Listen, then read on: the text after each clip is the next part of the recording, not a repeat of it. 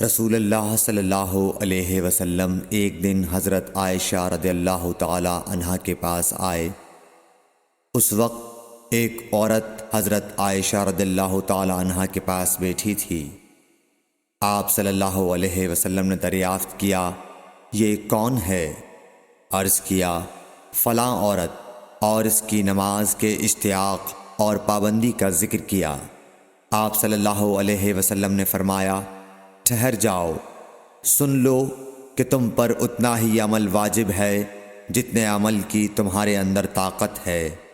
اللہ کی قسم، ثواب دینے سے اللہ نہیں اکتاتا، مگر تم عمل کرتے کرتے اکتا جاؤ گے، اور اللہ کو دین کا وہی عمل زیادہ پسند ہے جس کی ہمیشہ پابندی کی جا سکے، اور انسان بغیر اکتائے اسے انجام دے۔